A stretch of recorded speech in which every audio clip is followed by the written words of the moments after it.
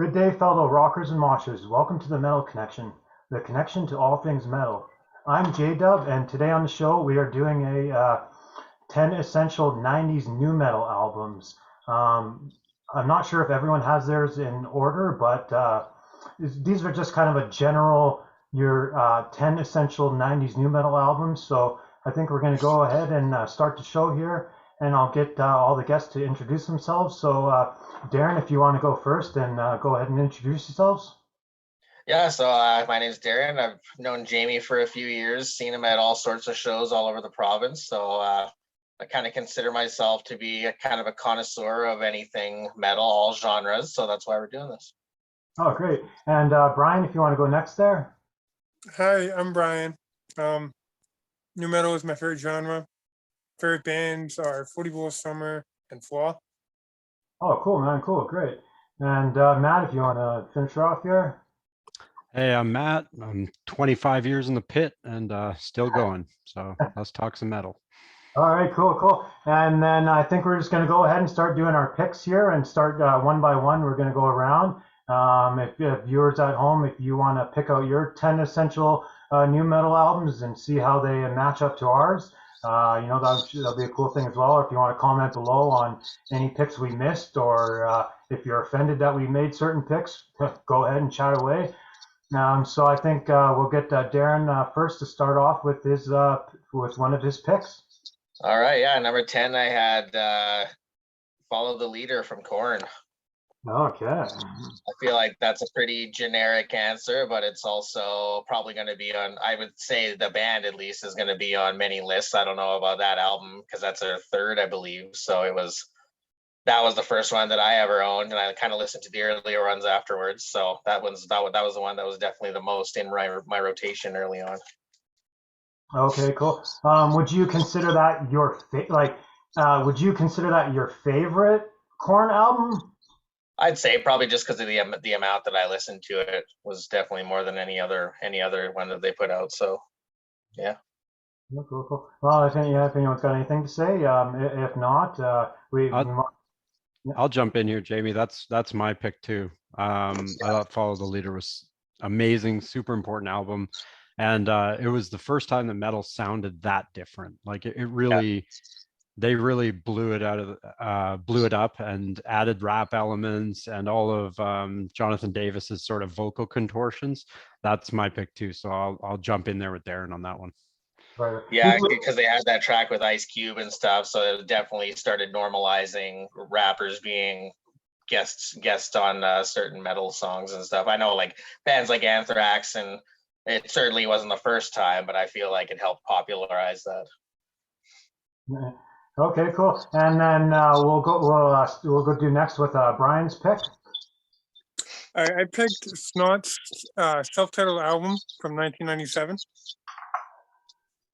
Nice. Oh yeah, that's a great pick. I was just trying to.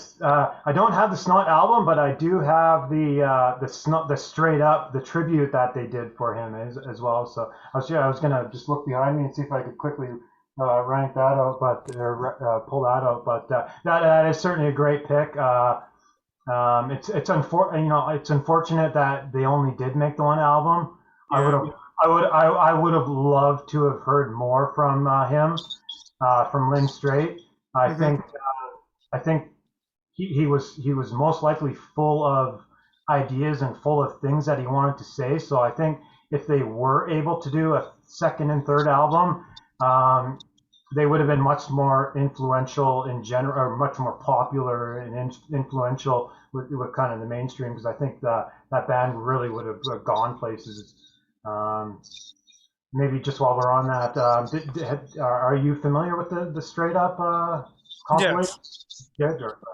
Yeah, that's great. If anyone's not familiar with the straight up tribute that they did for Lynn, definitely check that out. Everybody's on that. The Soulfly singer, the Seven Dust singer, Korn, Jonathan Davis is on there. Who's on there. So if that's not something you guys are familiar with, definitely check that out, along with the Snot album, of course. And so might as well go next there with Matt. I'm definitely gonna check out that tribute. I've never looked into Snot. That's cool. I'm gonna look into that. Oh, I'll keep the Corn train rolling with Issues, which sneaks in just under the wire in 1999. It was the album after Follow the Leader. And Follow the Leader blew my mind. I thought it was so strong. And I thought there was no way they could follow that up. And then you listen to Issues, and that every single song on that album is great.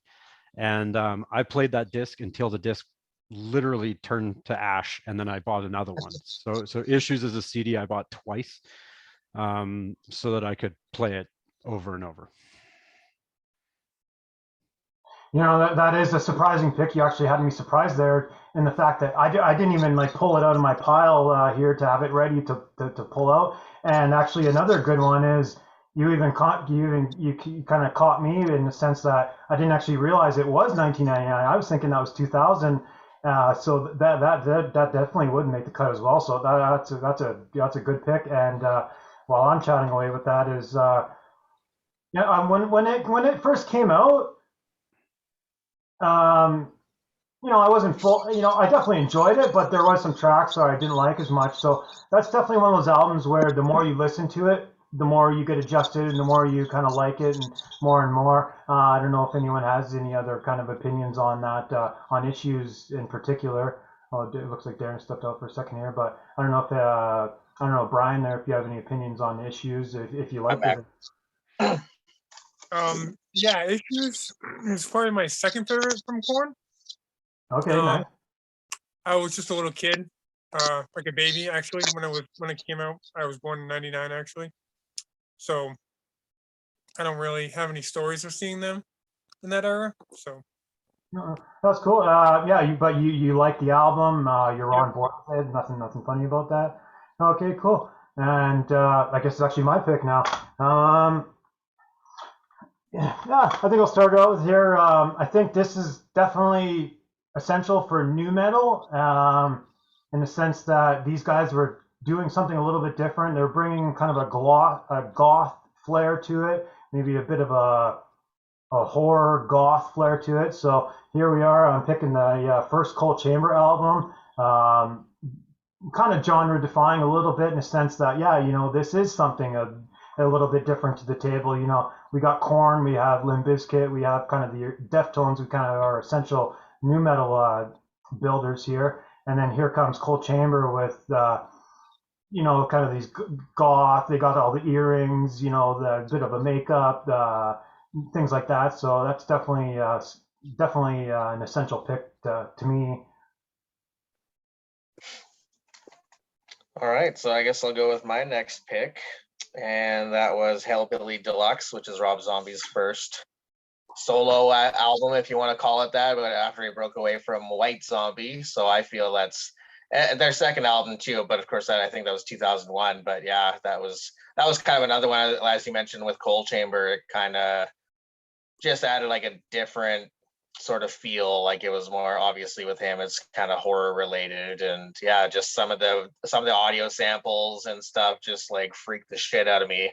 So I think I was probably in high school, I guess grade 10 or something like that, which is why it was funny to hear Brian say that he was born in '99. So it's kind of cool that he almost went back, like he was born right when the nu metal thing was happening. So it's kind of cool that still remains his favorite genre, because everything's kind of not really gone away from nu metal, but I don't think it's obviously as prevalent these days as it was back then.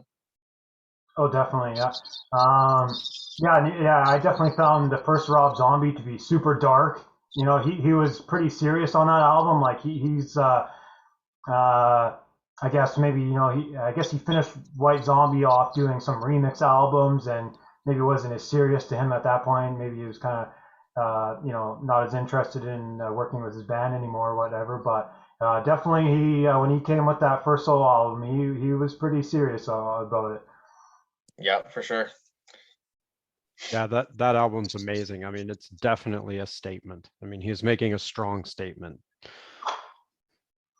So Brian, if you want to start up next here with your next pick. So, in my opinion, Taproot is one of the most underrated nu metal bands. So my next pick is going to be their debut album, Something More Than Nothing from '98, their independent album. Sorry, I missed what you said there. I missed what band you said. Oh, Taproot. Taproot. Taproot. Okay, right. Yeah, that's a good pick. I don't have that. I wish I had that here to show it. It's obviously, growing up in nu metal, I know Taproot. It's something I didn't super connect with a lot, so I'm not super familiar with it, but I know that's definitely a big band in the genre, and they're definitely essential, influential to other bands that were coming up as well. I like that Brian, who's the youngest of us, has gone deeply down the nu metal rabbit hole. I mean, Yeah. Taproot is a pick from the depths. No, absolutely, and that's definitely why I brought him on here. He's definitely a knowledgeable guy with all this. So, if any of the viewers at home, had their doubts, like this guy knows what he's talking about. So, but to continue off with that, Matt, looks like you're up next here. Well, mine might open a discussion. So, do we consider Marilyn Manson nu metal? Oh, well. I would say so. I mean, he's definitely genre bending. He came out in the right time. In the past, like if I were discussing Marilyn Manson in genre, I would argue that he was goth or he was on the end of industrial. But if we want to sneak him into nu metal, I don't think you can pick any album other than Antichrist Superstar. I've got Mechanical Animals on my list too, but Antichrist Superstar is the album to start with. And in a lot of ways, he was more experimental than a lot at the time. And I think both of those albums are spectacular, but for this one, I'll pick Antichrist. Right. To be honest, I didn't even think of Marilyn Manson. Didn't cross my mind as something I'd have here prepared to show for the viewers. But that could be definitely open for discussion. And if Marilyn Manson is nu metal, he definitely is nu metal. Like as things were progressing into 1995, I think Antichrist Superstar is 1996. So Yep. Obviously 1996, Marilyn Manson puts that album out, and nobody's heard anything like it. So that is essentially nu metal. Here is the nu metal, right? So, and then definitely you're on spot with the Mechanical Animals. Maybe me personally, I might view just Marilyn Manson as kind of maybe just industrial metal. But yeah, I think that's totally fair, and I was prepared to have him kind of disqualified on the sense that he's almost like the father or not the father, but the popularizer of goth metal. He's like Bauhaus became heavy, but so I would happily move him to a different genre, but I know that when I was listening to the Korn album and some of the other albums that are going to come up here, I was also listening to Antichrist Superstar and Mechanical Animals. Yeah, I definitely would consider it maybe not like the way people view it as like NU metal, but it's definitely nu metal. It was a new form of metal in its time. So in that sense, I think it's pretty. I think if you're gonna group him in with anyone, you're definitely gonna mention him in the same kind of breath as like a Slipknot or Rob Zombie or anyone from that era. So I think that's if it's not quite nu metal, I think that's the group that he mostly got grouped in with. So I'm not gonna say disqualify that. I would say that's accurate, and I kind of had him on my list too. So. Oh wow, yeah. Okay. That's great. So it was Matt's pick. So it looks like I'm up next, and I'm gonna do kind of probably a pick that no one is going to be thinking about here, but I'd say they became popular later on with their bigger hits. They became like an MTV band. They became really gigantic. I guess they were considered Christian metal at some point down the road. I don't know if that's leading any hints here. So my first pick is the first POD album, Snuff the Punk. This actually came out in 1994, so you got to think, that's right there at the beginning birth of it all. The first Korn 1994. That's kind of what everyone views as the first new metal album, so to speak. So definitely an overlooked album is the first POD. This came out in 1994, and this is full on. To me, this is new metal. They're kind of obviously there's some funk, there's some metal, there's kind of some of that stuck mojo thing going on, but they're also developing their own sound to that new metal sound. So I definitely have actually the first POD as one of my 10 essentials. I know probably a lot of viewers maybe probably just familiar with their album that came out after the way they had all the big hits, the Southtown and Rock the Party and things like that. But I actually found this to be more influential or more meaningful to the genre than their second album. I don't know if anyone's heard this or checked this out, but if you haven't, definitely check it out. It's very, very cool stuff. I don't think I was even aware that they went back that far, because I feel like I wasn't aware of them until around 2000 when they started getting big and all their hits were starting to be on MTV and stuff, like you said. So yeah, I didn't realize they had anything before that album that had Alive on it and whatever that other hit was at the time. But yeah, I wasn't even aware, so I might have to go check that out. I'm going to check it out for sure. Oh yeah, definitely. And I guess I did my pick, so Darren, you're up next. Oh, actually, well, I was going to say with POD, I definitely I had to put them in there because I don't know if people are aware, but POD is actually still around. They're still making brand new albums, still making new music. So to me, the fact that they did start out in 1994 and they're still around now, making new albums on tour, they make new music. With pretty much the original lineup. So I think in that sense, for that reason alone, they have to be your essential one of the essential new metal bands, because they've endured this long, just as long as the Korns, the Deftones, the System of a Down. So they're right up there for me. So that's why that made the list for me. So. We'll go back to Darren there with his next pick. All right, so I had the Union Underground. Their one and only full length they released. It's called An Education in Rebellion, and I found their sound like really interesting. And I don't really think a lot of people maybe even will ever think of them again unless they just happen upon them by accident. But yeah, they kind of like equal parts Power Man 5000, but then I don't know, they just kind of seem to blend a lot of cool elements into their sound. So yeah, I still revisit that one probably a couple times a year. So yeah. Are any Brian or Matt, are you guys familiar with that album or? Yeah, I like that album. It's a gem for sure. Right. I'm definitely going to go check it out. That's awesome. I don't think I've thought of Union Underground in 15 years. I got to go back and listen to that. Well, that's why we're doing this. Hopefully we can kind of open some eyes, and then I got a short list going already for that Snot album and the Tap Readers. It's just like, I've definitely heard the names and stuff before, but it's just, I guess it's not bands that come to mind. So they're kind of underappreciated that way. Yeah, that's awesome. I'm keeping a list too. Yeah.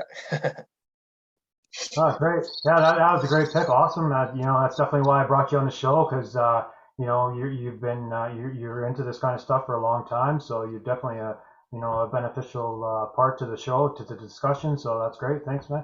Thank you. For sure. So Brian, if you want to continue on with your next pick here. My next one's pretty obscure. It's an old school new metal rapcore band called 8 Degrees with their debut album Swarm the Waters from 1998. Awesome. Yeah, that's one I haven't even heard of, so that's going on the list. It's on the list. Still learning about stuff that happened 25 years ago. That's awesome. And just in case any of the viewers or anyone watching maybe didn't catch that, or maybe want to hear it again, if you want to kind of say that again. What was that again? 8 Degrees with their debut album, Swarm the Waters. Awesome. I'm sure a bunch of people are writing that down, checking that out right now. Yeah, I love it. Brian's going as sort of deep and obscure, and I'm keeping it like intensely mainstream here. It's making me feel pretty mainstream back in the day. My next pick is System of a Down's self-titled album. It's funny, their sound was so identifiable, and they almost became emblematic of themselves, to the point where I feel like some metalheads dismissed them. But I think people forget that first album scared the shit out of everybody, and people were like, what is this noise? Is this rock and roll? Is it metal? What is it? And they just had a great fusion. And one of the roughest mosh pits I've ever been in was in the bleachers, up in the very nosebleeds, to System of a Down, and we were throwing each other down the chairs. So that was a hell of a show. And yeah, back in the day, they were amazing. Yeah, definitely. That first album has kind of that bit of that manic, kind of crazy, super hyper, where is this going feel. With the first song, you hear the first song, you like it, but you're still confused in terms of where is this band going. I still can't even understand the sound. So then, as the album goes, and it's just kind of all over the place, and I'm gonna, everyone's fairly familiar with System of a Down, so that first album is definitely out there before they kind of hit their stride. Agreed. Oh, cool. I guess my next pick. Now,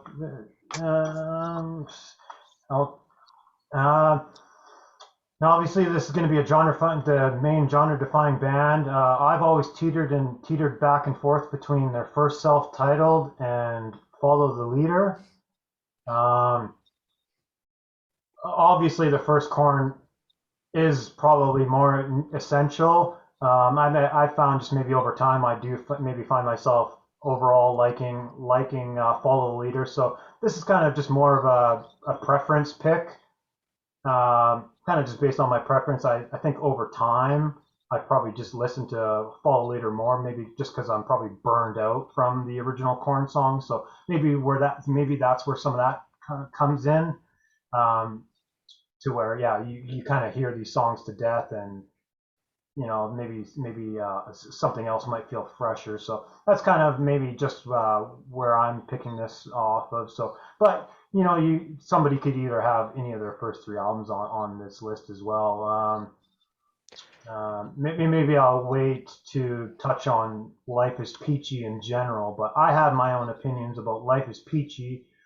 Maybe we'll wait to see if Life is Peachy does get picked or not, or if there's a reason why nobody else is picking it. So maybe we'll get to that. If not, I like seeing Follow the Leader again, Jamie. I mean, you're right in there with Darren and I. And I feel like, as we're discussing new metal albums, like the whole album, Follow the Leader is unstoppable. And Korn's first albums before that were excellent. And I think The Blind, the first song off the first album, is one of the greatest new metal songs ever written. But Follow the Leader is just so strong. absolutely. Yeah, that's kind of the tricky part, is going through a whole album, because there was so many picks that I jotted down initially, but it was probably only 1 or 2 songs that I love from said album. It's not the whole album altogether, so that's where it gets a little tricky. Well, the new metal does have some one-hit wonders in it. I mean, a lot. You go through the sort of like bands that are new metal, and you're like, Alien Ant Farm is new metal? Like, really? Yeah. They only play 1 song, so. I wasn't even theirs. Yeah, cool. Right. I guess I'll continue on. Darren, your next pick here. Yeah, so mine is the first Drowning Pool full length called Sinner, and that was the only album that they had with original singer Dave Williams, and he unfortunately passed away. This one, I don't know, it might be 2001 though, and I think this was kind of the ones where I put a star next to, because I kind of got distracted a bit from the 90s part of the thing. So maybe I'll leave it up to you. I have a stand-in if that one's disqualified, perhaps. But I don't know. Are you planning on doing 2000s new metal albums at some point? Yeah, if you have 11 or 12 picks, definitely throw out another pick, because we would like to kind of exclude that. Yeah. I think I'm not 100% sure on the year on the first Drowning Pool. Yeah, I think it might be 2001. As soon as I started saying Drowning Pool, I was like, oh shit, I meant to check that. But as a stand-in, I can throw in Rammstein, Sehnsucht, but that might also be disqualified. They're kind of one of those ones that bridge the gap, like Marilyn Manson. Like, are they industrial? Are they? But again, with the same sort of thing, I feel like they're kind of mentioned in the same breath as a lot of bands from that era, even though they might not necessarily be new metal. So that might be another polarizing one. I think that's actually a really unique pick, because as probably some people know, that they did get their big break on that Family Values tour. Korn did bring them out, so somebody in the camp or somebody in that Korn camp running the show heard about Rammstein and was intuitive enough to bring them on that and give them a bigger stage to shine, for the world, because that's when I first heard about them. I buy that, you first buy that Family Values VHS, I think it was back in the day, right? So you get the Family Values VHS, and Rammstein's out there doing their full-on show, with the little wieners and whatnot, right? And he's shooting out and things like that. So, and at the time, that is another new form of metal. They probably progressed into something else, and fans would, I know it's a very fan favorite band. So I don't know if a lot of fans in general would label it new metal, but at the time, their first album, their second album, that could be considered that, and maybe an industrial new metal sort of thing. So that's definitely an interesting pick. That is good that came up as well. And then also tying in with the Family Values, the Korn, the Limp Bizkit, out on the Family Values tour. So that could be, mixed right in there as well. Yeah. It's almost like that because they're German, they sound industrial to us. But if you're a German, you're like, oh yeah, they're new metal for sure. Yeah, like I feel like the music style, it's not so industrial that's like I mean, yeah, it's one of those fusion bands where it's kind of like walking the line, I feel like, but I feel like they have enough, the guitars are prevalent enough and stuff like that where I think it walks that line, I think. I don't know, what do you think, Brian? Yeah, like you were saying, I think it is industrial and new metal, like, combined. So I think that would count. Yeah, sweet. And then while you're talking, it's your next pick, so you might as well go away with your next pick here. So for being from Massachusetts, I got to represent this band. So my next pick is Reveal. I think that's how you say it. Waste from 1999. I've definitely heard of that band. That was another band where, I'm not. Do you know the year offhand by that Reveal album? Is that 1999. 1999. 1999. That's peak new metal. So there was 1,000 bands coming out at the time. So, at the time, actually, and that's kind of, the internet was around in 1999, but it wasn't a super household thing. So the fact that the internet wasn't super a household, like in every single household, the internet wasn't fully developed in 1999 at that point. And at that point, you don't have the opportunity to listen to everything, so you kind of got to pick your battles. And being younger, you can only afford this and that. So that was one of the bands where I knew about them, I heard about them, but I never went full on head first deep into them, just based off the fact that time is limited. You know, you're younger, you don't have as much time. You know, and the internet played a part. The internet played a part in that back then. You know, where you can't just listen to anything just so easily. You'd have had to buy it or whatever. So I think it was just a matter of fact there. I just didn't buy it, and it kind of just flew over my head, sort of thing. But I am familiar with them as well, and if people aren't, that's definitely something you should check out as well. So Matt, if you want start her up. Yeah, I'm enjoying the sort of dynamic that Brian and I have where he's super educated and keeps pulling up these bands that I keep writing down to check out because I'm like, man, like there's so much music back then. And Brian, you've really done your homework, man. I'm keeping it obvious here. And I'm gonna start another genre conversation because I think Rage Against the Machine's self-titled album, the first album, again, it came out in '92. It was at the forefront of the sort of new metal movement. And I feel like a lot of the bands that came after couldn't have done it without Rage kind of breaking the brackets on the genre. And if I were to put them in another genre, I think they're literally in there by themselves, in a sort of like funk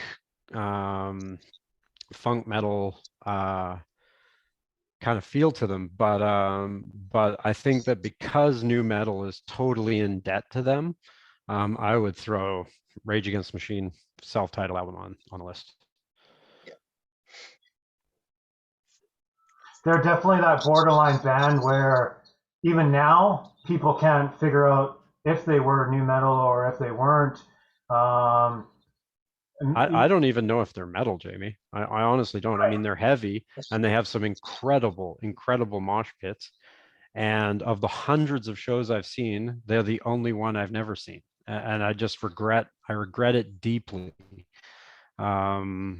So it's hard to quantify what they are, but they are important.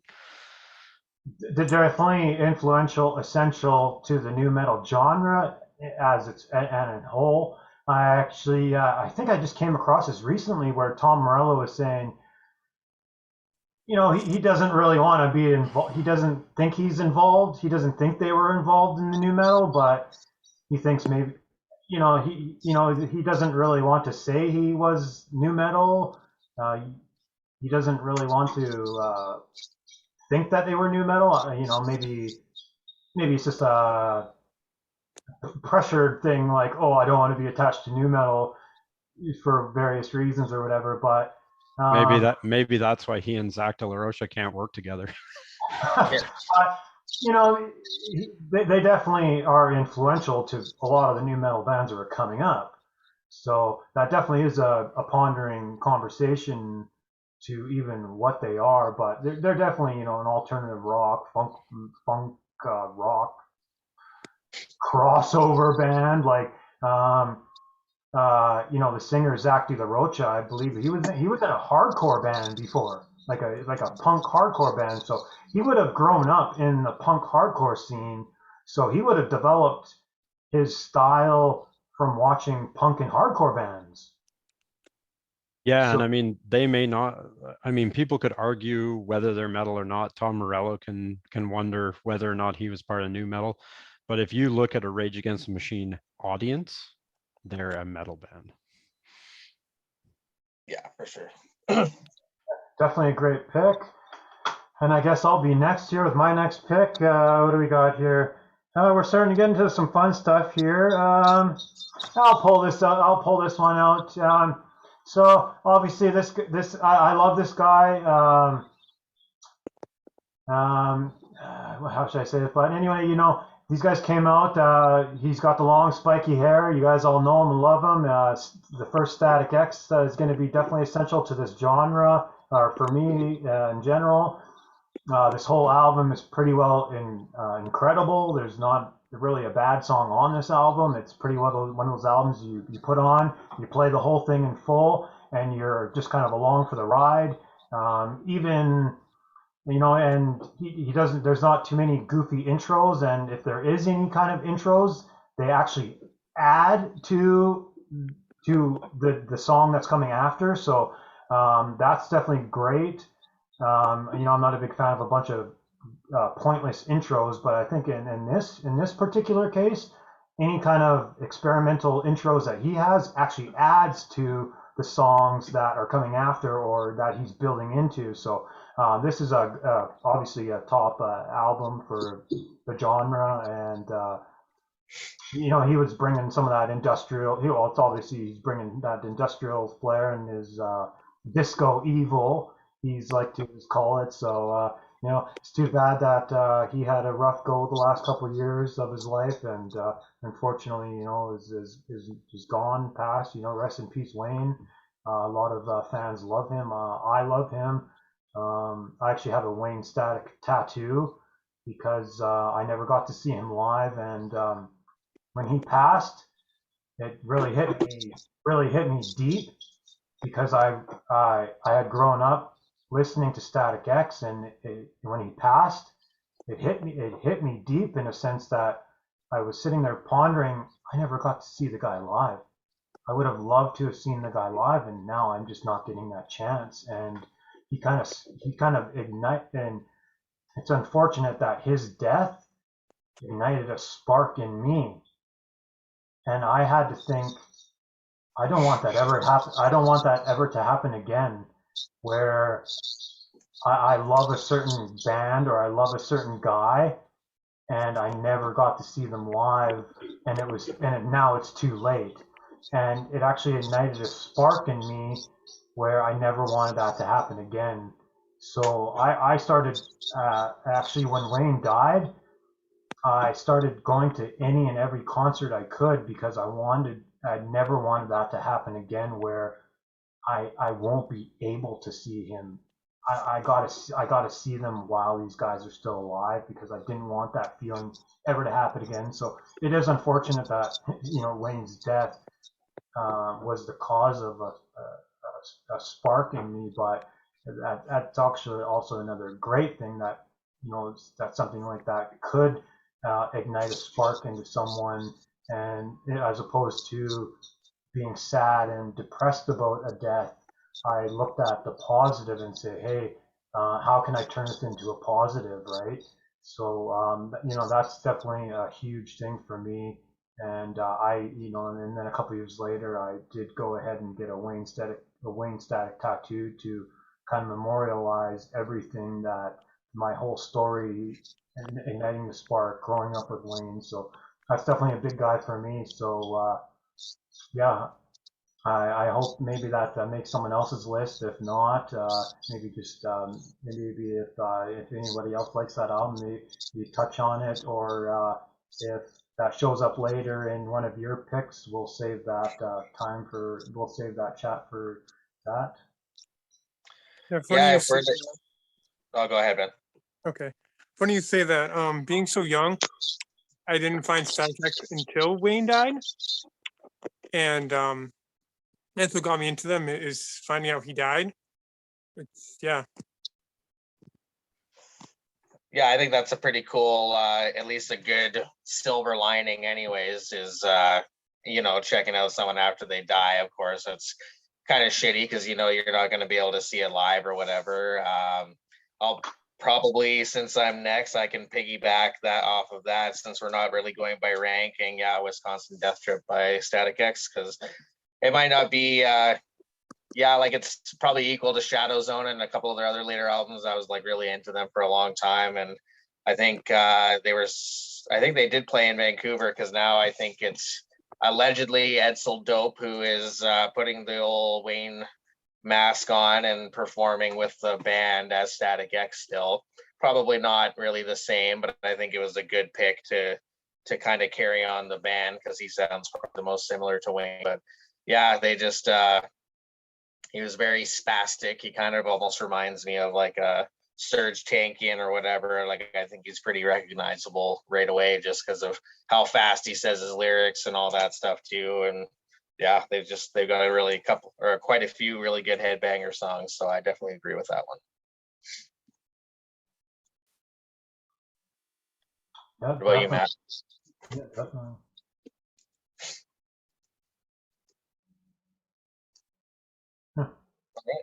Who's next? Matt's audio. It looks like Matt's audio is disconnected or something.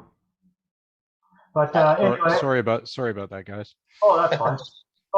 Actually, well, I was going to get Brian's pick next, but it looks like you did have something to say maybe about the Static X, or no? Nope, I'm good. Oh, that's cool. Okay, cool. Yeah, Brian, if you want to go up next with your pick. So Scott brought up earlier. So my next pick is Issues by Korn. Nice.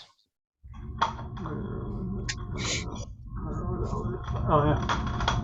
Yeah, definitely a valid pick. That's definitely that's definitely a surprising one for me because I guess they would have had 4 albums to choose from in the 90s. So that's definitely interesting to see what albums they're picking, and that is leading me back to my original when I made my Korn follow the leader pick. When I was saying it's going to be interesting to see if anyone picks Life is Peachy, and if they do, or if why aren't they picking Life is Peachy? So we'll save that for later if that comes up. But so far Life is Peachy hasn't came up, so it definitely is interesting that people are picking Issues over some of the earlier ones. Yeah, I think with that, maybe it's just a thing of familiarity. It's interesting to even think about back then when you only had 1 or 2 CDs from a certain artist, maybe, and whereas these days you can go ahead and literally pick or pull up any song you want within 10 seconds. So it is interesting because maybe it's just a fact of, like, for me personally, I only had Follow the Leader for probably into the 2000s, and then of course when I got a job and was able to afford to go and buy more CDs, that's when I ended up checking out like earlier albums from certain people. So it is pretty interesting. Yeah, I'm a little shocked Life is Peachy hasn't came up because I thought that was a fan favorite amongst some people, but maybe we'll get to that. Maybe someone will pick Life is Peachy, I don't know, but that's definitely a good pick, the Issues. And Matt, if you want to take her away with your next pick. Okay, so this because we're going out of order, I'm just going to throw this one out there. I'm picking Slipknot's self-titled album, Slipknot. Mhm. This is the most important album on my list. If I had to delete all the other albums, this is the one I'd keep. To this day, I think it's one of the most ferocious heavy metal albums ever made. It scared everyone terribly. No one knew what to make of them or it. And they're still ferocious. They're still making music. Every time I see them, it's like the Mosh Pit World Series. And I listen to that album all the time, and I still listen to it. It's just phenomenal.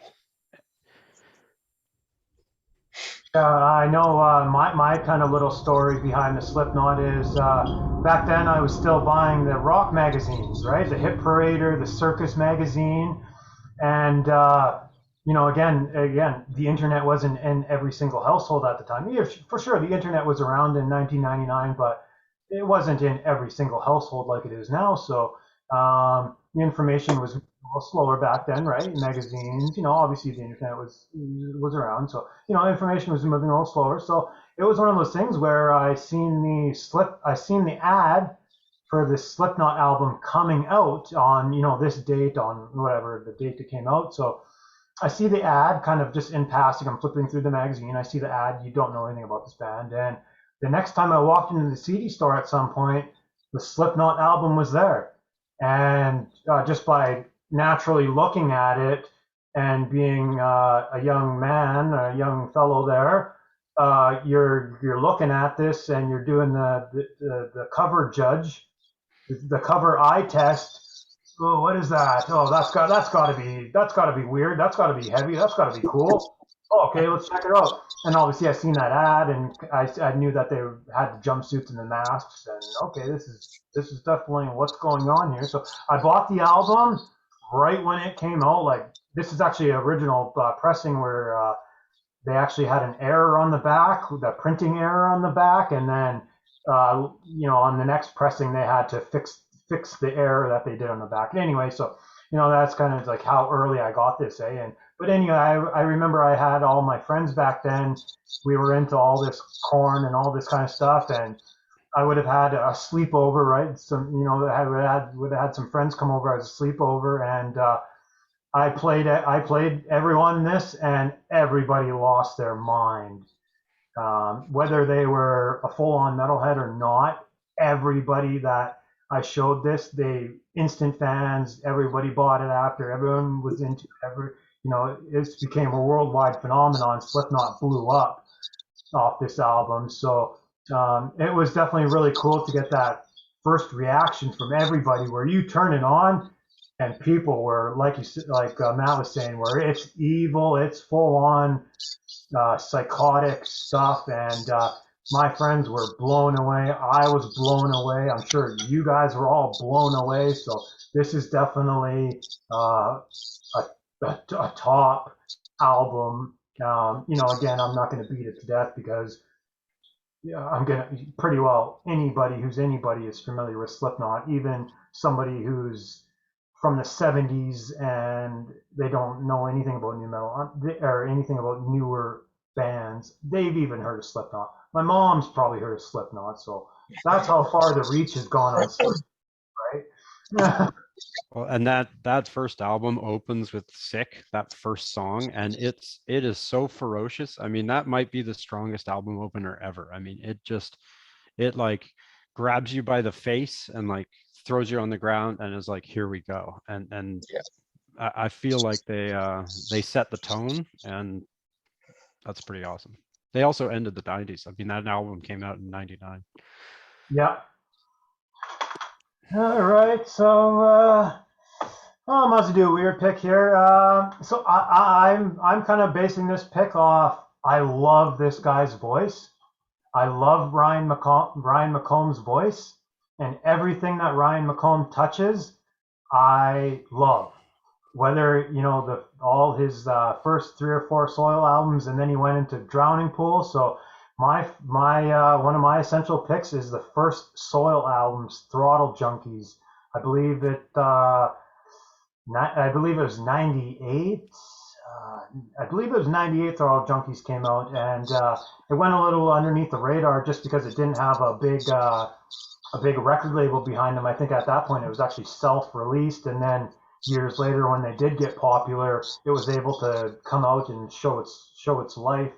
But as it did come out a couple of years later, after they become popular, it got reissued or whatever, and that's when I kind of was aware of it, and I love this album. It's kind of got this weird kind of southerny tinge, but it's clearly quite new metal. But then I'm not super sure where they're from, but they've kind of got a little bit of a southern kind of influence in some of these, kind of just a southerny type, kind of hillbilly type vibe.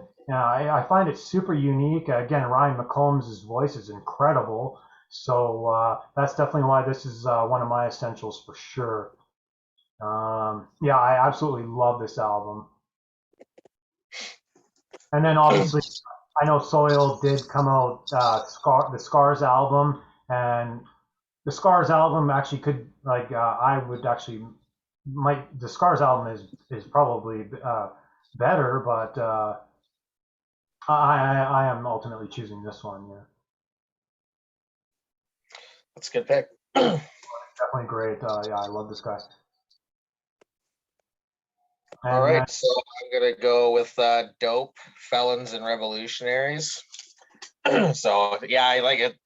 Static X and then Marilyn Manson. That Dope's kind of like closer to that, but I would say more so than Manson. He's dead. They're definitely like new metal for sure. They even have a cover of like "Fuck the Police" on there, like it from NWA, as if the rap influence in new metal wasn't obvious enough. So that kind of drives it home. That song "Debonair" is still one that I listen to all the time. There was actually a wrestler in ECW that would come out to it, and he called Rhino, and he would just kill everyone like before his song even stopped playing. And I guess that just drove it home for me. But yeah, still listen to them quite a bit. Not so much their later stuff, but the first 3 albums, I think the other ones are Group Therapy and American Apathy. But yeah, they're still on the regular rotation, no matter how heavy my current tastes are. It's kind of a trip down memory lane to revisit from time to time, you know. I'm probably a little bit opposite for you, where you were saying you weren't in tune with some of the later albums, but this first one still sticks with you. Where I'm kind of like, the first album is good, but they didn't really hit their stride until after the album after and the album after that, right? They kind of just got better and better, or he kind of less industrial and more new metal, so to speak. So this is definitely a very industrial heavy album. I'm not sure where, obviously he was into Nine Inch Nails and Nine Inch Nails and Marilyn Manson. So that's probably where some of his influences are. Ministry. Probably Ministry was a huge deal for him at the time. So that's probably where his head was at. And then changed up here as the albums progressed. But that's definitely a bit of a surprising pick. Just maybe me personally, I view the albums that came after better. But still a great album. And another thing I am remembering just here now is that cool music video that they had, right? I don't know if anyone else remembers that. The music video, he was playing in one of those motocross balls. Those motocrossers go around in those balls, and the video comes out, and the band's performing in the ball, and the motocrosser guys are going around him while he's singing, and it was kind of a cool video. I definitely remember that one. I don't know if anyone here had remembers or seen that video. I vaguely remember it, but I should definitely check out the video on YouTube after. I vaguely remember what you're talking about, but not really. Yeah, it's definitely on YouTube, and anyone can definitely go check that out just to kind of remember the old music video days when there was a budget for music videos. So good pick, right on, Darren. Cool. And Brian, if you want to take it away with your next pick. Okay. So my next pick is, in my opinion, the most underrated new metal band ever, which is Nothing Face, and their third album, An Audio Guide to Atrocity from '98. That's definitely a good pick. Nothing Face was a top. They were probably. Would you like consider them an A tier band? Like, are they? Well, obviously you do consider them and like an A tier band, new metal band. They were probably right on that A tier, B tier, ish realm. Definitely Nothing Face is good. And I believe did the singer pass? Is that? Yeah, he passed back in 2017. Yeah, I've been meaning to get that album because I know they are a top. I know they are a top, pretty well an A tier new metal band, and that is something I should have. So bad on me for not having that, and that's definitely is a great pick as well. Yeah, definitely. Yeah, I wasn't sure if they were going to come up because personally, for me, my favorite album of theirs was 2002, I think, or 2003, Skeletons. Yeah, it's my favorite too. Again, it just didn't really meet the 90s requirement or whatever, and I don't think I just didn't listen to their earlier stuff as much. Another case of just having the one CD, so didn't really go back and check them out. And then kind of the tastes, Lamb of God and all that shit came by, and I kind of metal taste just kind of shift after a while. But yeah, I wasn't really sure if anyone was going to have a pick from them, but they're definitely they are, I would say, A tier. Like, I would agree with you, Jamie, but they almost, you didn't really see them around as much. Like, they definitely weren't as popular for whatever reason. I'm not really sure, but yeah, that's a good pick. Nice. I'm gonna have to go check them out. That's one that's going on the list. I'm also gonna stay with the theme of bands who peaked later but made it into the 90s just under the wire. and go with Soulfly's first album, Soulfly. I think that they've become death metal, and I think Conquer is freaking phenomenal, which is a much later album. It's like 2008. But that first album, Soulfly, I think it sneaks into the new metal genre. Yeah, that's an interesting one because I kind of disqualified them a bit in my head because of what they became later on. But Yeah. it's kind of weird that those kinds of bands, you're gonna have to think about like if their styles change, and yeah, sometimes they start out a certain genre and kind of end up being something completely different. Totally. Actually, yeah, as you guys can see, I'm scrambling around trying to find my Soulfly CD. You actually kind of caught me off the radar there, where I pretty well have almost every Soulfly album, but I didn't even actually think of it just because, yeah, I don't actually kind of consider them as new metal because like this album might be kind of new metal-y, but well, actually, Primitive is definitely Primitive was new metal as well, but I actually well because just for viewers at home, this is kind of my new metal metalcore rack right here, and as you can see, I actually went over there to get my Soulfly, which means I don't even consider Soulfly new metal. I just consider Soulfly just to be a regular metal band. Yeah. So yeah, and I think that I think Jamie, you're right, and if you listen to like an album like Conquer is basically just death metal. I mean, and really good. It's my favorite album of theirs. But at the very, very start, I think they got their feet wet in the edge of the new metal genre. So I'm pushing it a little bit there, but it's worth talking about. Yeah, for sure. Oh yeah, the first two albums are definitely new metal. You definitely caught me off guard. Where had I probably looked at Soulfly, if I would have looked at Bad Side CD, if I would have looked at my Soulfly CDs, I would have definitely put this probably in my top 10. So that's definitely a good pick that you probably caught me off guard as well. Well, and you could make the same argument. I didn't pick this band or album because it is death metal, but you could make the same argument that Sepultura, when they went with Roots, they kind of ducked off into the new metal just for a moment. They're like, hey, look at all this like traditional sounds, and we're like influenced by the tribes of the Amazon, and suddenly you're hearing stuff that sounded new metalish, but I would never call Sepultura a new metal album. I mean, they're a death metal band, but that one album, but I wanted to include Soulfly because it was the start, Well, yeah, going into the Sepultura is, I know a lot of the old school Sepultura fans. That's the album that where they lost them.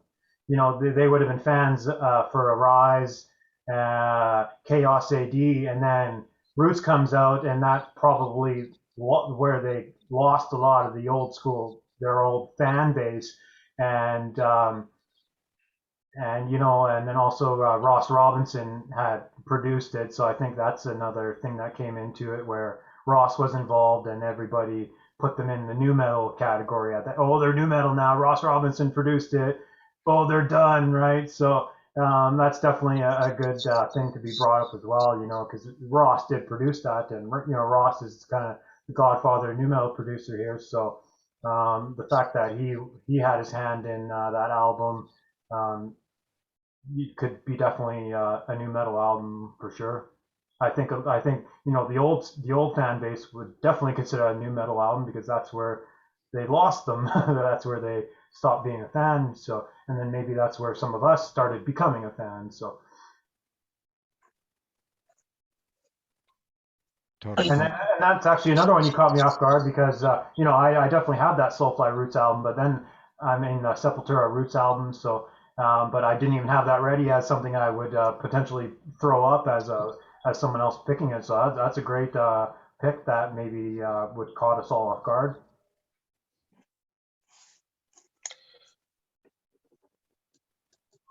And I guess I was like, okay, you're next, and it's actually me next. So yeah, right on. We're getting into some fun stuff here.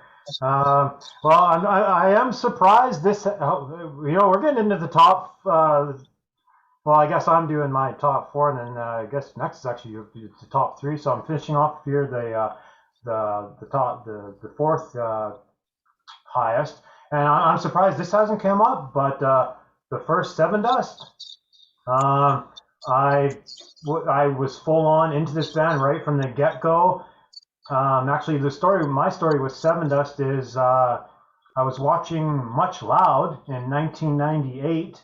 And I don't even think that. Well, I guess the album was kind of just out, but again, pre-internet, maybe the information is moving a little slower. But Much Loud here in Canada didn't do this ever or very often, but for some particular reason, they aired a full Seven Dust concert, a full Seven Dust live 1998 concert, and at that point, I did not have the album.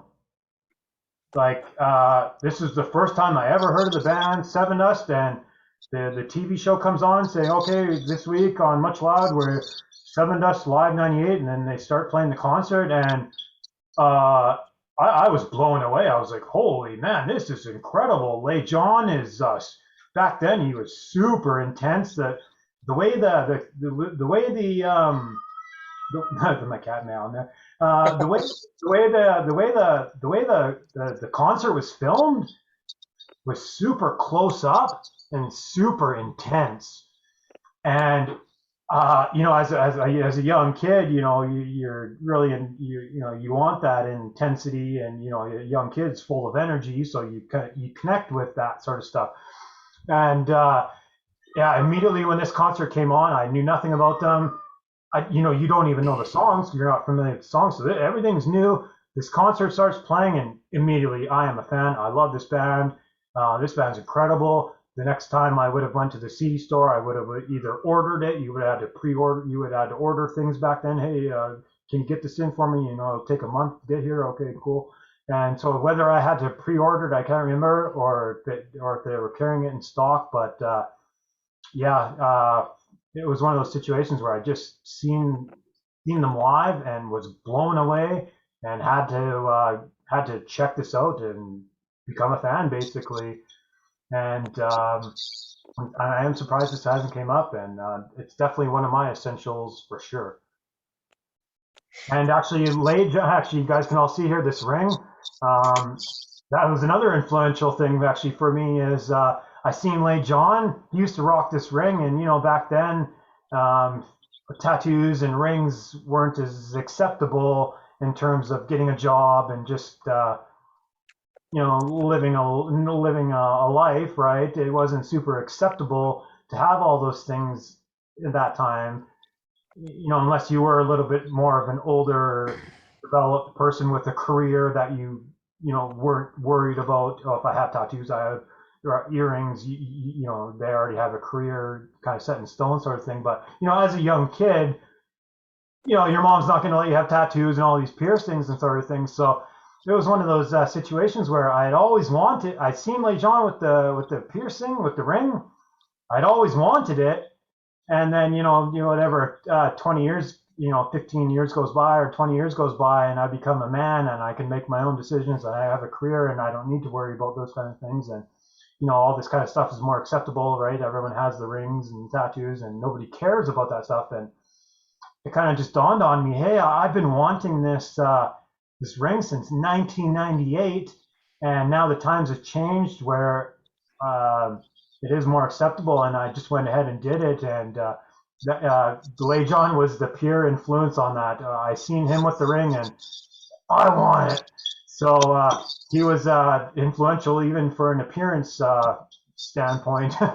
And then years later, I did actually see Seven Dust. I met Seven Dust. I met Lay John in the bar in the club after, and Morgan Rose. I met Lay John and Morgan in the club after, and it was wonderful. I told Lay John, my story. You've been a fan since '98, and he's like your family brother, and gives me a hug and all that sort of stuff. And it was a great moment for me. So, if Lay John ever sees this video, thanks a lot. That's awesome. For whatever reason, they always just flew under the radar for me, and I think maybe later on in their career they kind of weren't quite as aggressive. Maybe later on. I can't really speak to that. It's just the odd song I would hear on a compilation or something like that. But there are a handful of songs of theirs that are still I hear quite often. Black. I don't know what that album or what album that was on even. But Yeah, it's on this one. Yeah, that's yeah, okay. Yeah, it's funny you mentioned Much Loud. I've never seen a full concert. Like I would see it was only on at like 8:30 Saturday night, and then I remember it was on at like 2:30 in the morning. So I would usually have to wait until the 2:30 one. I'd probably just schedule the old VCR to record it, and I had like a couple cassette or VHS tapes with like episodes of Loud. I remember they do like a full episode about like a certain band or something, but I've never seen a live concert like that. That's pretty weird. Yeah, actually, and I'm pretty confident that that show would be on YouTube. I'm sure probably just search Seven Dust Live 1998, and it'll probably pop up. And if you guys haven't seen it or anyone watching has never seen that, it is a super rambunctious, intense show. The crowd's right in your face. The band is right in your face. It is super intense. Definitely a must-watch clip, a must-watch show that would be available on the YouTubes nowadays. Awesome. I'm on that for sure. That sounds awesome. Oh, it's incredible, incredible. And yeah, you know, it definitely Seven Dust with me. Another reason there, I think they would be an essential or influential, the fact that they are still around. You know, the first album here, 1997. And they are still around putting out albums. I think it's pretty well the exact same original lineup. So the fact that all that's going on, new albums, same lineup, they're still playing big shows. They get put on all the big festival circuits that goes around, all the USA festival circuits. They draw the big crowds. They're still quite a popular band, and they've endured this long, and that's a wonderful thing for me, and a wonderful thing for nu metal in general, that they are carrying the torch still. Yeah, that's pretty commendable, especially if they have mostly the same lineup. Like, when does that ever happen? Yeah. They seem like they are genuinely. They're genuinely all friends. They don't have too much interband drama, so to speak. So I think that is probably a cool thing that does come across on the albums, where people kind of can kind of get that across. Right on. Well, I don't know. I'm the first to bring them up, and I may be the only one. And they're the most polarizing band in the genre. But probably when you think of nu metal, you can't help but think of Limp Bizkit, and it's still a guilty pleasure, maybe not that guilty. I'll admit it. And I think if Limp Bizkit comes on, there's certain songs like Nookie or Break Stuff. Don't even lie. You're gonna kind of still enjoy it, and you probably still know all the words. So yeah, Significant Other, I'll go with that one. $3 bills, I wasn't really too familiar with until after, but Significant Other, like Matt was talking about, I forget the album before, but it was definitely one that I had to buy a couple of times because it was just always on. And it just kind of had that rock rap fusion. And they actually just came out with a new album last Monday the day after Halloween. Starts off pretty promising. I quite enjoyed it.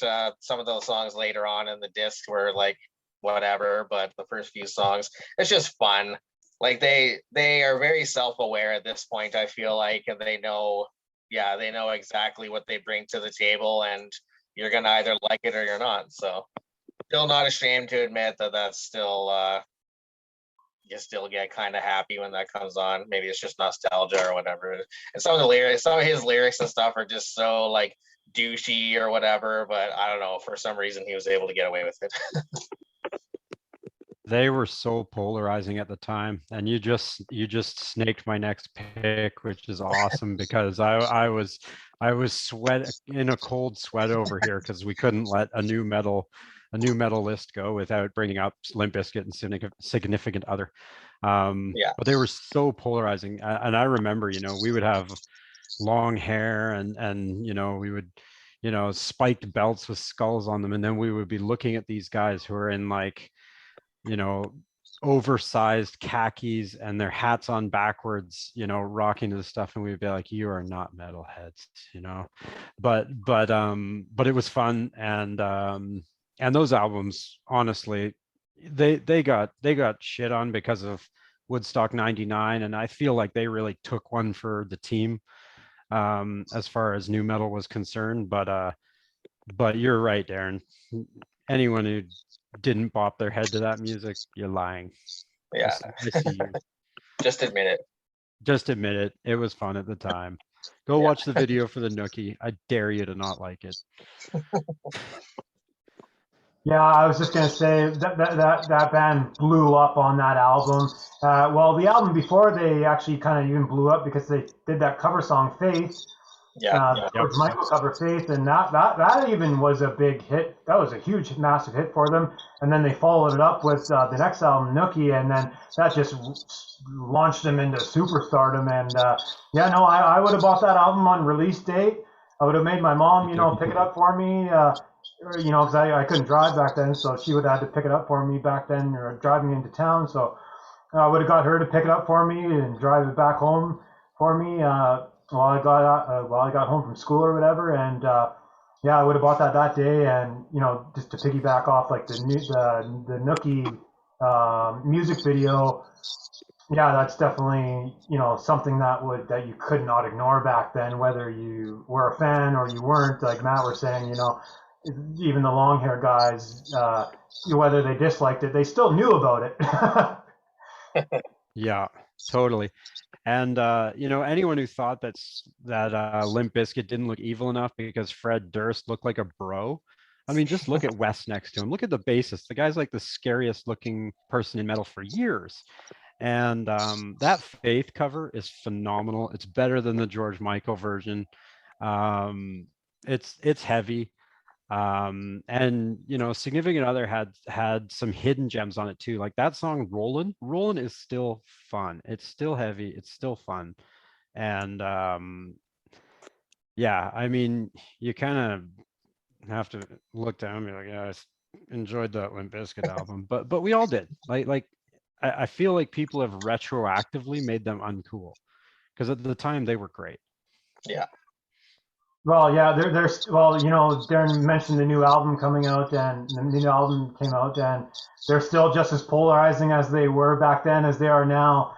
You go on the Facebook comments when the new album came out, and you just click on any post that mentioned the new Limp Bizkit, and you just look at the comments, and it's just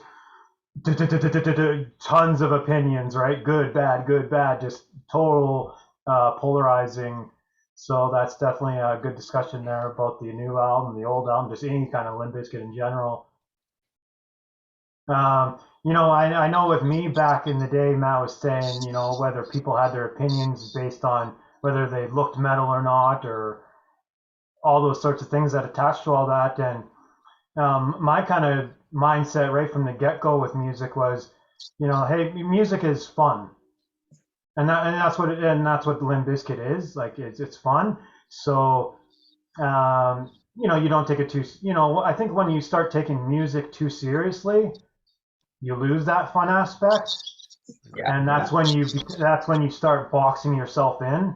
Like, hey, I'm not going to listen to that because it sounds like this, or this band is that, and I don't want to listen to bands that are labeled this. And I think some people get into a thing where they box themselves in because for whatever reason something that is fun and goofy that could potentially make you feel good short term, maybe woohoo, party music, this is fun, they've immediately shut that down and saying no, I'm not having fun.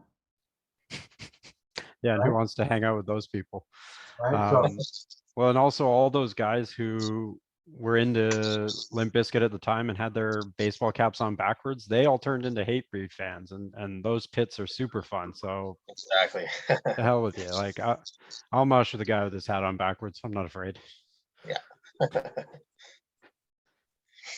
Well, Matt kind of made his pick intermingled with Darren's pick, but anyway, we'll keep her on track here and veer back to Brian with his next pick.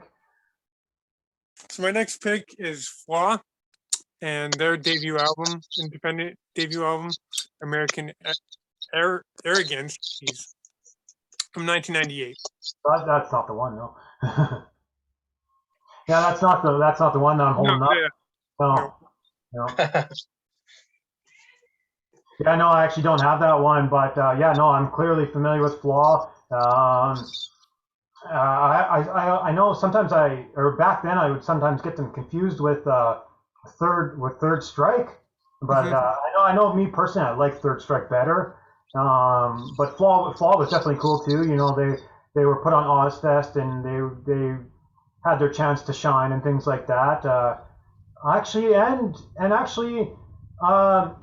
still kept up with Flaw as just, you know, kind of years back. You kind of seen what this band has been up to recently, and I was actually pleasantly surprised to find out Flaw is actually still together. Flaw is still making music, and actually the last couple albums are actually pretty good. I don't remember the names off by heart right now, but they're actually really good. I know, yeah, there's that one song, Left, Right. It's kind of an American military type song or whatever, but I actually genuinely enjoyed the last few Flaw albums for sure. And if anyone watching is kind of like, oh, Flaw, yeah, what are they up to? Yeah, they are still making new albums and still together, and I actually found the new albums pretty decent. Yeah, I think I ended up checking out their newest one because I usually end up just throwing everything into a giant playlist and having it on shuffle. So I was like, oh, I remember these guys. I'm going to check them out. But other than a couple songs that ended up on a horror movie soundtrack or Headbangers Ball or whatever it may have been, like there's a song, Only the Strong Survive, I think is the only one I remember off by heart from them. But another underappreciated one, which is kind of a running theme with Brian's picks, which is I think probably all the ones I've jotted down are the less obvious ones, which is it's cool to have him as part of this because it brings up all the hidden gems that are definitely underappreciated. Totally agree. I mean, he's given me like 7 albums to listen to here. Yeah, definitely a great pick. Yeah, no, for sure. And Matt, I don't know if you kind of would have already made your pick with the last one and kind of just skip you at that point. You already made your pick, right? So I guess we're kind of just back to, I guess, just to reiterate, your pick would have been that Limp Bizkit Significant Other, right? Yep. Right.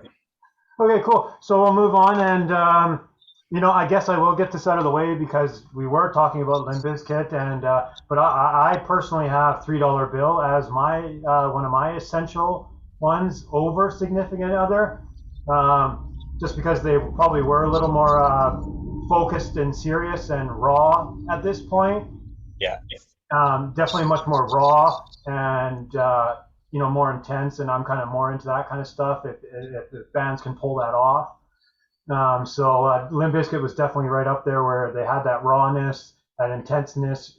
You know, Fred Durst is all over this album screaming. He's emotional. Ross Robinson probably made him get down on his hands and knees and freaking bawl his eyes out and just freaking really get his emotions out all on this album. And it's, you know, his emotions are on this album. It's you know, he does try to get that out in some of the later albums and things like that, but you know, Significant Other really kind of lost its rawness and things like that. Although I still love Significant Other, you know, things like that. But you know, for my pick, I'm definitely doing $3 Bill, y'all. Yeah, super raw and great for the new metal genre. You know, I don't know if it was in a recording discussion where Matt was saying how it's like more of the rap metal side of new metal, right? So they definitely brought that rap metal thing back with new metal, as opposed to maybe someone like Seven Dust or you know, maybe like Godsmack wasn't really doing on the rap side of things. So you know, there's definitely different styles of new metal where maybe you might be more of a rap style, you might be more of a different style of different style of new metal, but that is the kind of the cool, or even Cold Chamber, right? There, you know, if you consider, if you think about what Cold Chamber was doing and what Limp Bizkit was doing, those are almost two opposite things. You know, if you play Significant Other and you play Cold Chamber, these are almost two opposite things, even though they're both considered new metal. So it is kind of interesting to think that, you know, what people but a lot of these bands got lumped into new metal just because they were NEW new metal. Yeah.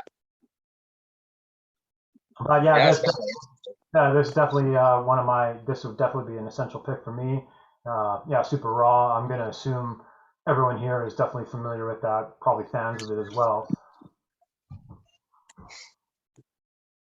Or if All right. anyone disliked this album. Yeah, that was another one where I think I just heard this like Faith was. I was like, oh, who are these guys? And then someone told me who it was, and then I think it was probably around the time the Significant Other came out, so I just chose the more current one. So again, it was another case of just not having $3 bill y'all until like later on when I became more of a fan of Limp Bizkit, and then going back and buying their older stuff. So yeah. But yeah, it's a good point about the rawness, because like I guess that's kind of getting down to the basis of like the new metal sound. That was definitely the one before they started going a little towards like maybe getting a little funner and goofier and like definitely embracing the rap side a bit more. So yeah, it's an interesting point. It kind of reminded me of Head PE was I don't know if it's gonna make anyone's list, but they were kind of like similar sort of sound, like probably the closest to Limp Bizkit in that respect, as far as like just pretty much half rap, half metal, like kind of really walking the line there. But yeah, so I guess it's my pick, and I'm gonna choose System of a Down's first album as well. That was that was one where I was just in my same thing with my top pick, but you kind of listen to it and it's instantly recognizable, and it kind of sounds like the whole band's just on acid or something, and then they just shoved them all in the recording studio and okay, go. Like Serge just does a bunch of weird shit. I really don't know if anyone knows what's going on in most System of a Down songs, because the lyrics are just all over the place, and there's obviously some hidden meaning.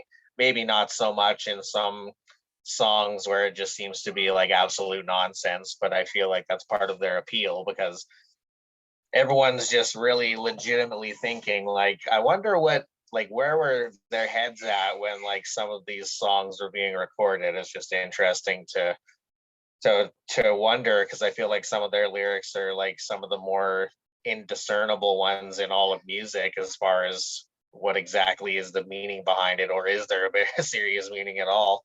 So yeah, they're definitely ranking like pretty high up. Yeah, they were definitely out there with this album where, yeah, they were just full on out there where it was pretty frenetic, chaotic stuff from basically from song to song. It was really hard to figure out what was going on here and what was going to happen next. It was really hard to, you know, maybe like a band like Seven Dust, where you could kind of figure out what kind of sound they were going for, but System of a Down was all over the place. Yeah, like a Seven Dust is definitely, there's a formula to most of their songs. I'm not going to say predictable, but you can usually kind of guess where the song, like how the song is going to progress. And with System of a Down, like everything was kind of out the window, which was enjoyable for me. And other people probably were turned off by it. So I guess you're either one or the other. Well, and it's interesting that they had to reel it in just a little bit to blow up. You know, that second album is a bit more comprehensible, and it really blew up. And then I think a lot of people went back and were like, holy shit, you know, like what's going on here? But I love that first album, and I think it's their best album. But yeah, you're right. They had to kind of like reel it in a hair and become a little bit more like structured to blow up on that second album. So awesome pick. Sure. And it was mine too. Yeah, this is definitely one of probably new metal's most interesting albums, just in the sense that it is pretty chaotic and unpredictable, completely unpredictable. And yeah, I think we did Darren's pick, so then we'll continue off here with Brian here, and I think we're down to our last two, I believe. So this is going to be interesting here, the last couple. So my next pick is my favorite vocalist, Pete Murray's first band, Ultra Spank, with their self-titled album from '98. Yeah, I'm definitely familiar with it. I don't own it, but I definitely am familiar with them and familiar with the name.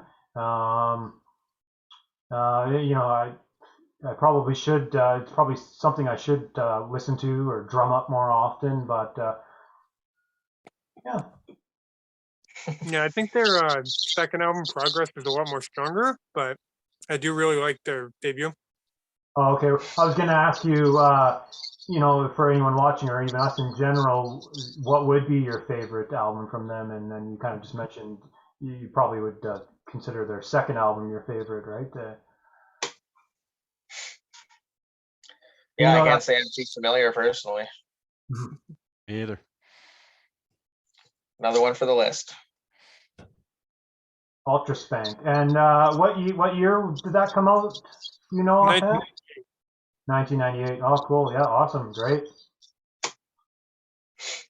Cool, Nice. cool. And yeah, if Matt, if you want to take her away with next pick.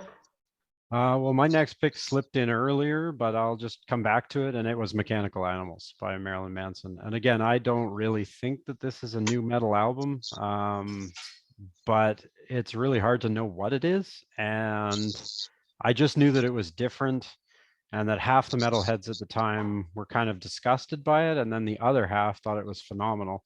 And I just like how fearless it is, and I like that it was experimental.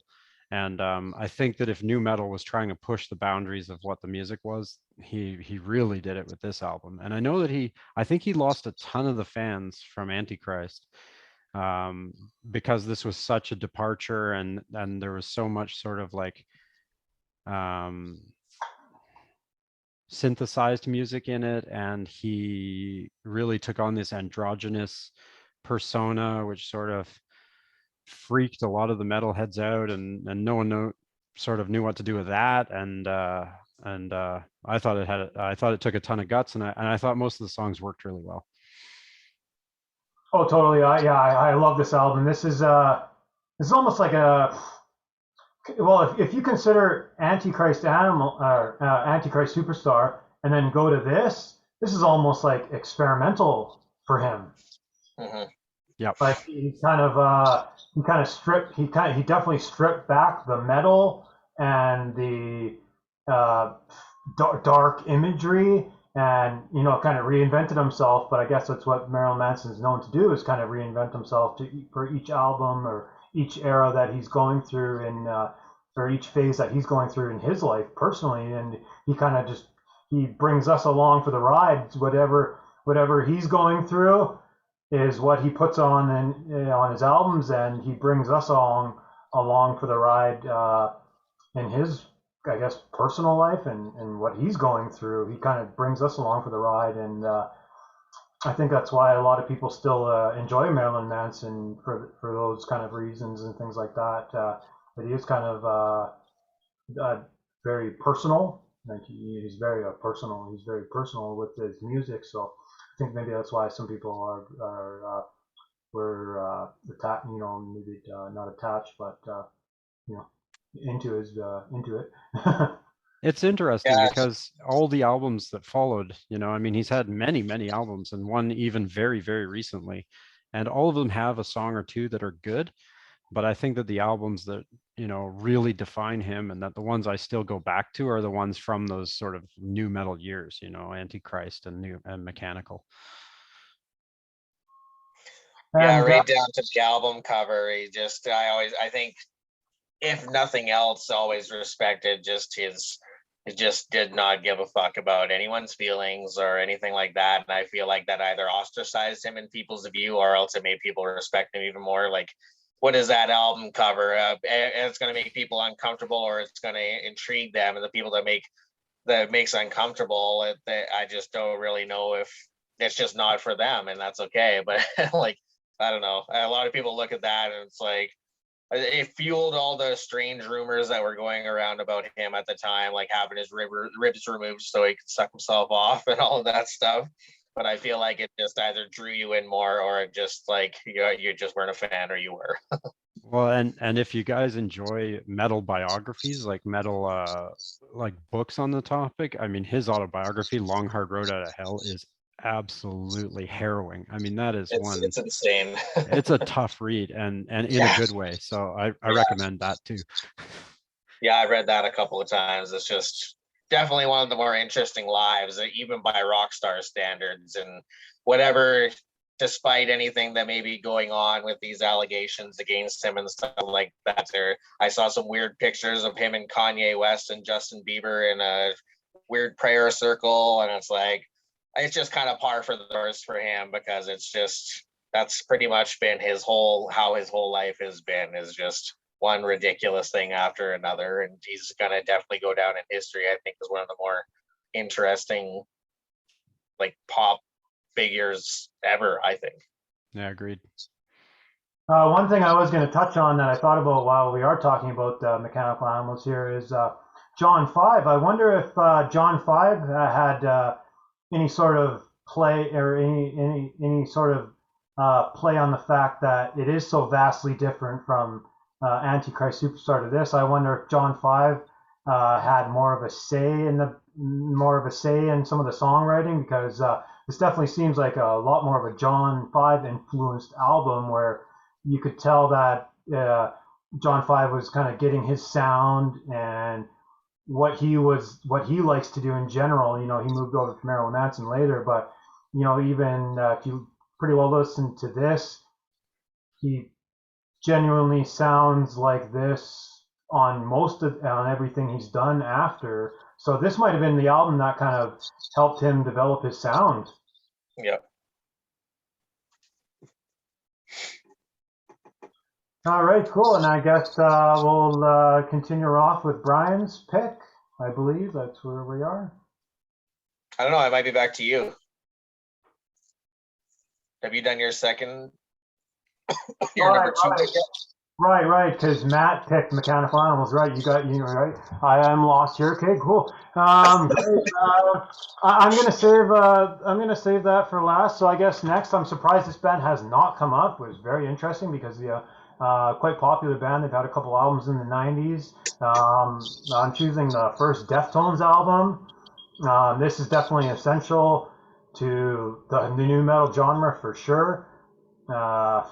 You know, pretty great album. They, you know, there's obviously a few skipper songs near the end or whatever, or in between, but in general, it's a pretty great album. It kickstarted their wonderful career that they had after.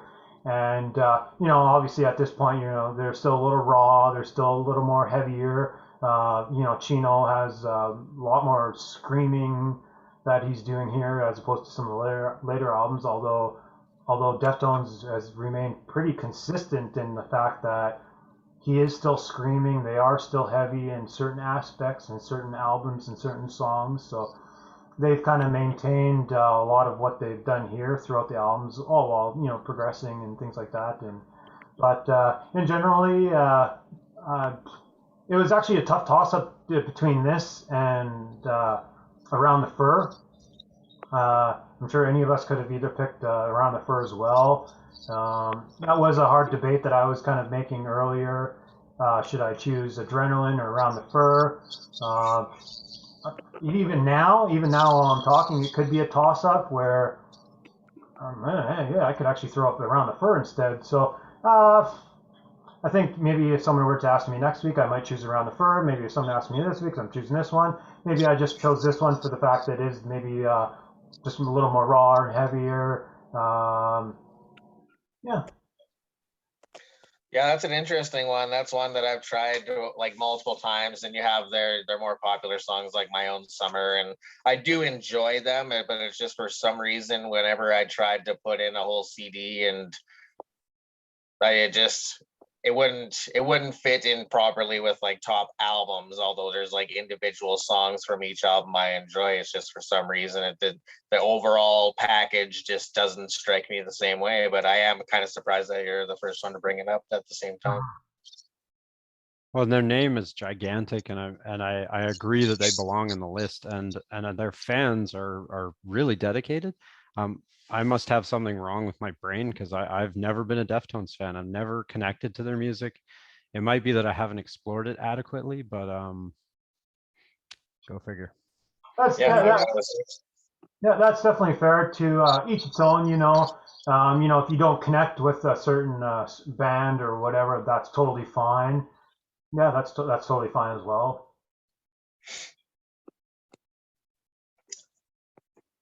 And I guess we're done a little Deftones chat here. I guess Darren's up with we're doing our last picks now. Yeah, last pick was definitely a no-brainer for me, and that's Slipknot. They're self-titled. Matt kind of touched on it earlier, but it's just utter absolute insanity. They just are so. Corey Taylor sounds like he's gonna rip someone's head off with every single line that he says. But then it turns around, you hear Wait and Bleed, and it's as intimidating, but in a different way, because he just sounds like kind of tortured at some parts too, as opposed to being pissed off. And I don't know, man, it was kind of like System of a Down, but in a different way, whereas it was just entirely intimidating. And immediately I had never heard anything like it. I was more so into stuff like maybe Metallica, Pantera, like a little bit more of the classic stuff. And I think Slipknot probably kickstarted the whole new metal thing for me when I heard them, because it was just unlike anything I'd ever heard. I hadn't really dipped my toes into that much death metal at the time.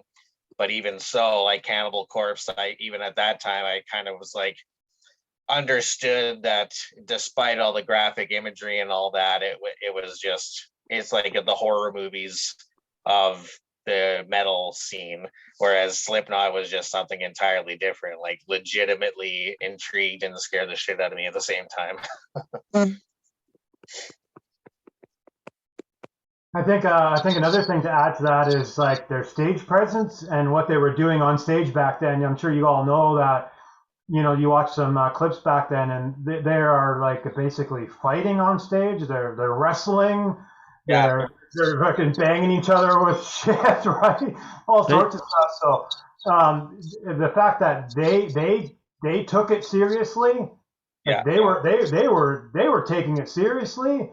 Well, and those super early shows, Jamie, like the really early ones, they like sometimes they would have duct tape or electrical tape on their faces instead of the masks, and they literally hired Sid because he was willing to be thrown off of anything into anything. So it was like into the crowd, into the amplifiers. Like those early shows were so freaking terrifying, and they changed mosh pits. Like Slipknot changed how people interacted in the crowd, and they were and are just immense. So yeah, I love it. Yeah, it wasn't necessarily like, it wasn't really an act, because they all were just legit crazy. Like I remember reading a story in Revolver or something, and this might have been for Iowa, but they put themselves in like this haunted mansion and just live there to like get themselves in like this just crazy mind frame where they would just come up with like the sickest music possible. And I mean that in multiple different ways.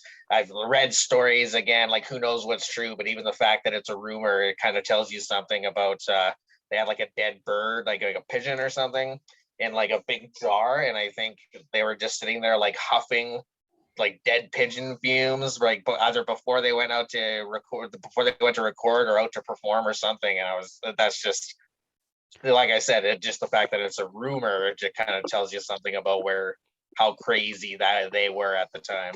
Well, and the rumors and the stories are like the masks, right? I mean, the masks, people have kind of normalized the masks, but at the time, everyone wanted to be a rock star, and Slipknot was like, no, we just want to hurt you. Entirely different in almost every way. Yeah, totally agreed.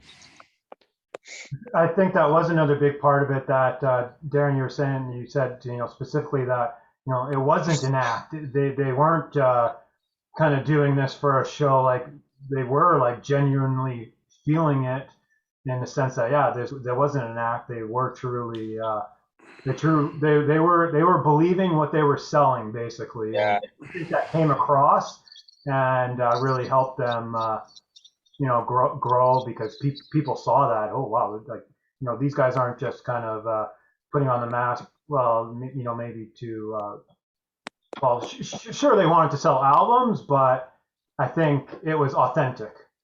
Yeah, Corey. I remember Corey just saying like that's what happens when you live somewhere boring as fuck like Iowa. You just kind of have to do some crazy stuff to entertain yourselves, and then it just kind of took on a life of its own. Yeah, definitely. I think we pretty well all picked Slipknot here, except for Brian. I don't believe he's picked it yet. So maybe we will find out with his next pick here. All right. So my next pick is actually Seven Dust, going back to you. With their second album, Home, from '99. I think they took the rawness and heaviness from their self-titled and kind of harnessed it and refined it on Home, which makes me like it better. They had a song with Chino from Deftones, Bender. I think that was the album closer, which is really good. Waffle, which is a fan favorite, has one of the heaviest intros I've ever heard. Really groovy. I just love it. Good album. Yeah, I totally agree. I love this album. I would have bought it right when it came out, new release. And yeah, that's actually great. You do touch on the features on that album because, I obviously knew about Deftones. So, when you hear Chino's on the album, okay, I'm familiar with that. But one I wasn't familiar with at the time and I didn't even get in tune with until way later on was Skunk Anansie. Yep. The singer Skin is on this album, and she sounds amazing. Like she is incredible. She is dynamic and incredible on this song, and it never even occurred to me until years later until I was listening to this, and years later, and I heard her, and I'm like, this singer is incredible. Why don't I check out her main band, what she's actually doing? So. And then I went and checked out Skunk Anansie Band and became a fan of Skunk Anansie just based off this. And Skunk Anansie's a great band actually. And I actually pulled out the album here as maybe an honorable mention. I don't even know if they're considered new metal, but I would actually kind of consider them new metal, the first couple albums. But definitely probably a little more underground. Although Skunk Anansie Skin is probably I think they're more popular in their home. I believe they're like a British UK band. I believe a lot of the band members might be British or English, something like that. And I think they might be a little bit. I think might be a little bit bigger over there, just kind of in their home region and things like that. They never broke out in the States or North America as much, but I still believe they are a fairly big band in their more overseas sort of thing. But that's definitely a cool thing to touch on here while we're talking about the Seven Dust album. And I definitely love this album as well. That's a great pick. Just a super quick aside, Jamie, Skunk Anansie has a great song on the Strange Days soundtrack, Visiting Jesus Again. Her song on that soundtrack is freaking phenomenal. Check it out. I believe it's Selling Jesus Again. Nice. Perfect. And actually, I don't know what I think actually a couple days ago when I started pulling out 90s albums and I started thinking about this show and things like that, I pulled out the Skunk Anansie album and I was like, hey, I feel like listening to this. And I actually jammed Skunk Anansie earlier just because it was something I just felt like listening to. So yeah, that's cool. I know if if people are watching at home or whatever down the road, I've never heard of Skunk Anansie. Definitely check out the song that she's on this. You'll be able to hear how talented she is, and it might influence you to go check out her band. Yeah, I've never heard it, but I definitely will check it out for sure. Definitely cool stuff. And yeah, the Seven Dust album. That even though, and actually even me going back to my my Seven Dust pick, I picked the first album. Home is their second album here, and I could have easily picked Home as well. It's kind of just one of those. It's kind of one of those situations where maybe if I do this next week, I might have picked Home. Maybe just by particular chance. Today I picked the first album. But I could have easily picked Home as well. So I'm glad that someone else picked it and showed up on the show here as well, because I love Seven Dust. Seven Dust is one of my top bands still to this day. So anytime they get a mention, I'm all aboard on that. Yeah, you guys have sold me on those two albums. I'm definitely going to go back and listen to them. Oh, cool. Awesome. That would be great if you did. Or anyone watching at home as well. And then also the cool little plug on Skunk and Nancy. And cool. And I guess, Matt, you got your last pick here. Okay, my last pick's a little controversial, but I just have to bring it up because I'm not sure if it's new metal, but it sure came out at the time. And that would be White Zombie's Astro Creek 2000. To this day, one of my favorite albums ever. I'm still listening to it. I listened to the opening track just literally this morning, and I keep asking myself, is this new metal? Is this something else? And it was awesome at the time, and it still rocks. So yeah, Astro Creek 2000. You know what? To be dead honest, I think a lot of people don't even think of it as new metal, but to be like, in my opinion, it fully would be new metal, because at the time it is a new form of metal. And then just speaking specifically on that album is so dynamic. The production still to this day is almost unbeatable, untouchable. I don't know how they got such a big sound, but Rob Zombie and Humphrey or whatever the guy, I'm not fully sure offhand who produced it, but whoever was mastering and production, just that whole team behind that album is phenomenal. Super dynamic. Like, even when I listen now or anytime, it still kind of even blows me away now still. Yeah, and it sets some tones that I think the new metal guys kind of riffed off of, with the like weird little intros and like both the electric heads, like the girls sort of having an orgasm at the start of the electric head, and then part 2 starts with like a clip from Shaft or something. I mean, it's fantastic and was really weird, and I felt like it was making an effort to change metal, which is what new metal sort of was all about.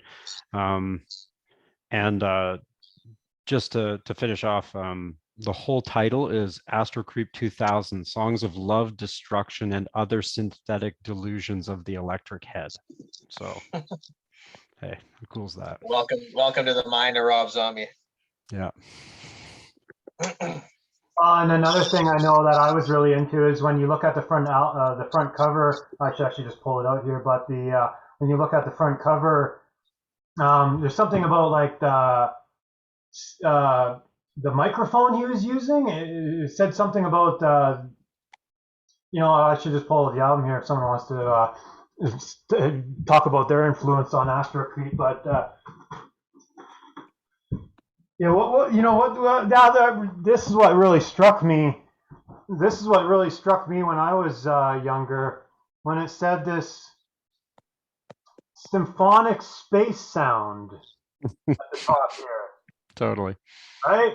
And actually, and actually, he even had a microphone come out, like White Zombie. I don't know the company, but there was actually back in the day a microphone that would mimic the sound that Rob Zombie was getting. And I just remember being really intrigued by that. I was never a singer or anything like that, but it's still definitely intriguing, as a younger person, or even now in general. You look at this front and you see stereophonic space sound what are you talking about?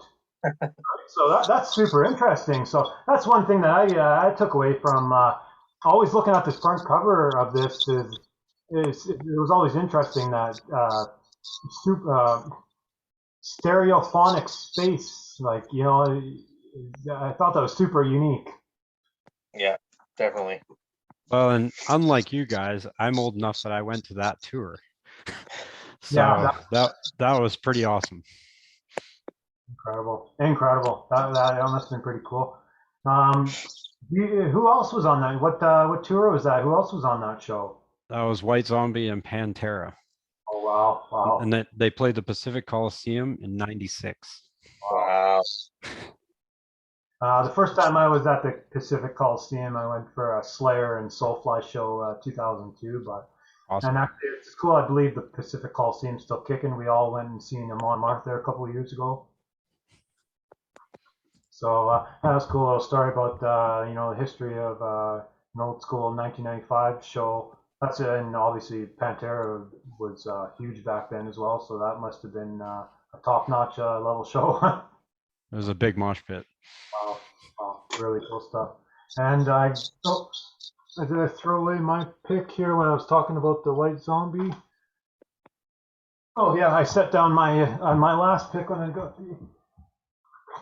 pulled out that White Zombie. Anyway, I'm glad nobody touched on this too, because this is going to be one of my obscure picks, even though the band in itself was huge. I was gonna say I was getting sidetracked. No, he does like a side project country stuff nowadays, I believe, unless I'm getting confused with something else. But Aaron Lewis from Stained. Anyway, the first Stained album, 1996. This is one hell of an album. A lot of people actually don't even realize that they did have a first album in 1996 because they became popular when they came out with their 1999 album on a bigger label. I believe there was actually involved with Fred Durst's record label. The Interscope gave Fred Durst a side record label, say, hey, you know, if you come across bands, you want us to sign some bands, you know, since Limp Bizkit's popular, whatever bands you sign will pump up the band. So I think Stained was a part of that whole thing where they got pushed by Interscope and Fred Durst and things like that, and the hit songs and stuff, all that kind of stuff came later. But their first album here, Tormented, incredible. The guitarist, name's just slipping my mind here, Mike Mushock, or however you pronounce his last name, is an incredible riff beast on this album. It's almost coming off of that thrash metal, you know, 80s thrash metal wave, where he was a bit influenced by some of the thrash riffing, and there's actually kind of a thrash tone on this album mixed with nu metal. And so it's extremely interesting. It's extremely raw, ferocious, heavy. I definitely probably one of my more favorite things is just hearing how incredible Mike Mushock is riffing on this album, while also, and then Aaron Lewis is kind of doing a mix between screaming and soft singing. So he's bringing the nu metal element. And so they're kind of all coming together to create a new metal. So here we are, 1996. It's too bad this album is a little unknown, just for the fact that people don't even know that they had a first album, or this was their first album. And this is definitely one to check out for anybody and everybody. This is top level stuff. The riffs on this are incredible. Overall incredible heavy raw album, where Stained lost a lot of that in the later albums. You know, they became popular, much more whiny and emotional and things like that. But this first album here was incredible. See, I wouldn't have even known that because I just heard what was on the radio pretty much, and I don't mind a lot of the songs that are popular, like It's Been a While and that kind of thing, but just wouldn't have even thought to look back at their older stuff because I was never too enamored with them. So that's an interesting one, and that's definitely going to be something that I check out. Yeah, for me, this is one of the most unique albums. You know, just kind of going along with the first System of a Down, where it's super unique. This is one of those super unique albums. Nothing else sounds like it. The tone that's going on here is super cool, super cool. Nice. And I guess we all made our way through our picks here. I know Darren was mentioning that he had some honorable mentions or some other things that he wanted to mention because his list was starting to get a little long, and so maybe if he wants to riff away a couple of some of the picks that he was getting into. Yeah, I guess I was a little surprised at some of the timelines just in my head or kind of off. Like I would have thought like something from Kitty might have made my list, but because I thought they had released stuff in the 90s, but they started in pretty much 2000.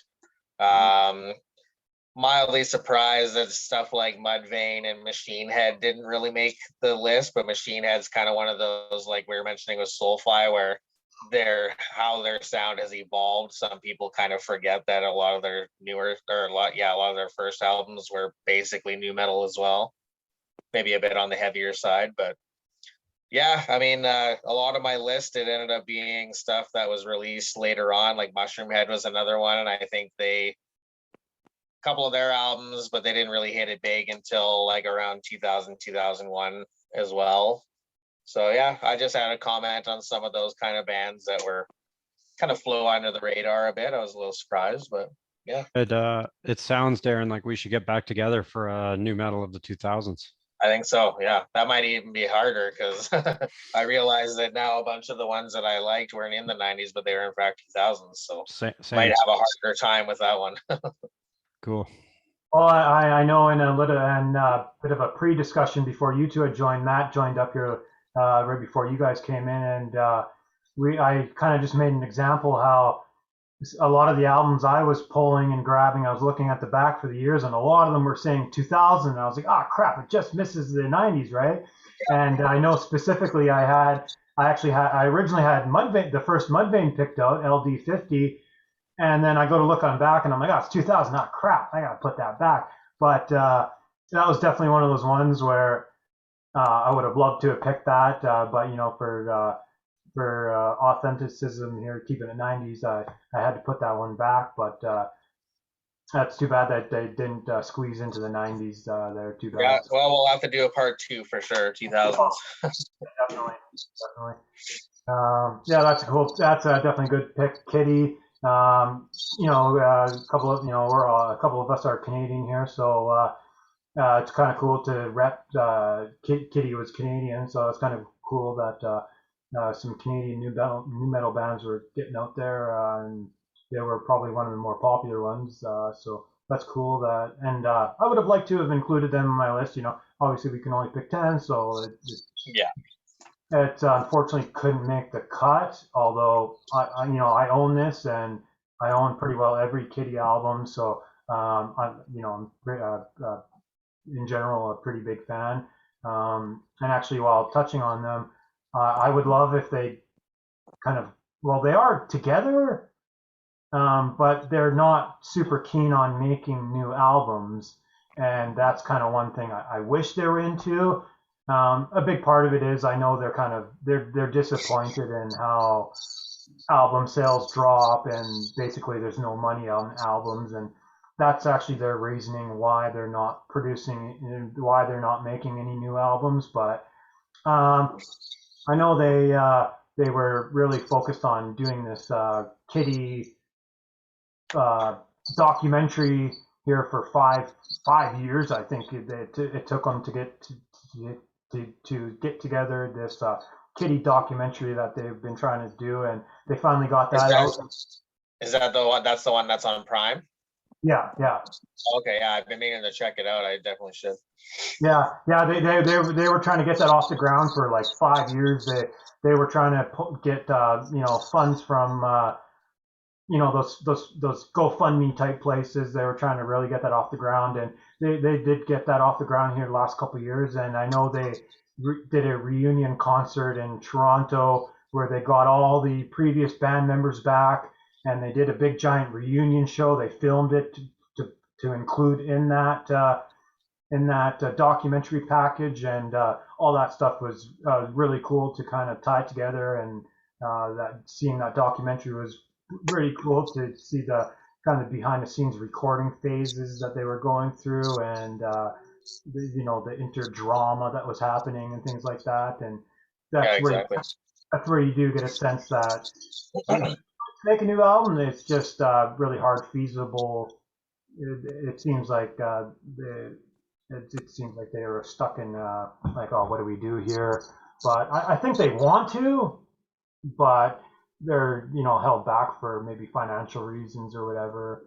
Although I think nowadays, a band can record an album on a laptop and produce it really nicely and still make it good. So maybe they'll realize that one day, hey, we can just produce an album really cheap. We don't need the big production. So I do hope that happens one day. I know a lot of I'm on the Kitty fan board, and a lot of people would appreciate a new album from Kitty. For sure. I pulled out some albums here that I had ready just in case someone did mention them. So I'll try to show the spines, and none of these got mentioned. I'll try to show it here. Oh yeah, here we got Godsmack, we got Deftones Around the Fur, a couple Corns, Cold Chamber. Actually, and I don't know if you guys see here. We got the Kid Rock. The first. I was thinking about that one actually. Super polarizing guy, just like Limp Bizkit, where you either hate him or you like him. I actually still like Kid Rock, still to this day, even though he stepped away from the metal. He's just more of a casual rock guy, just kind of maybe a country guitar type guy, acoustic guitar guy. Kind of anything he wants to be, and that's cool for him too, that he's been able to be anything he wants to be. And that's that. A couple other weird little ones here that I picked out that might have gotten mentioned here. The first Powerman 5000, or actually no, this is actually technically the third Powerman 5000. And what do we got here? Stuck Mojo would be in that new metal realm. They had, I believe, 2 or 3 albums in the 90s, so that's definitely something to check out. Stuck Mojo Rising, great stuff. I actually just listened to this a couple days ago. I was listening to it. Top-notch stuff. And another band that was a favorite of mine back in the day, and they only produced 2 albums, and that's much like I forget what band I was going to say where they only were. Snot is much like Snot, where they only had a chance to do the 1 album. This is another band where for whatever reason, they only had a chance to do a couple albums. But Drain STH here. I still love both these albums. I'm sure Brian here is familiar with Drain STH, probably. And even though these guys were probably more of a grunge metal, probably like a grunge metal sort of thing, they definitely had a bit of a new metal tinge to them as well. And I still love both these albums. Both the albums are great. If anybody can, if nobody's familiar with them, definitely check them out or look them up.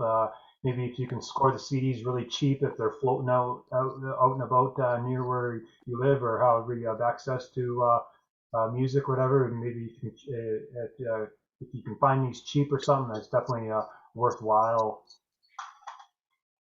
And yeah, that's that.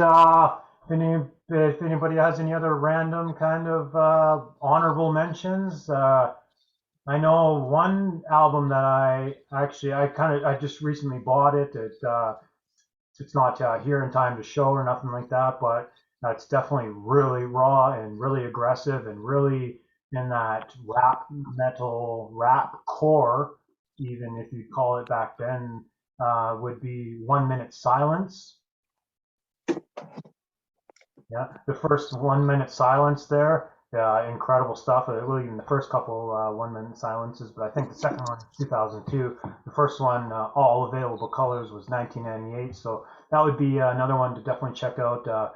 1 minute silence, really raw. It's kind of like Head PE, but way more like hardcore. Like they have like a hardcore out, like the beats and the riffs are hardcore, but then the singer's kind of rapping, so it is that new metal mix, a blend there. So that's definitely a worthy check out for sure. That is a great album. All available colors, and that was kind of one of my honorable mention. Thanks, Sure. Jamie. Yeah, that's cool. And it kind of sounds like here we're at the end of our show here, so I guess we'll wrap it up. And thanks everyone for watching. Subscribe, mosh, and see you later. All right, thanks, Jamie.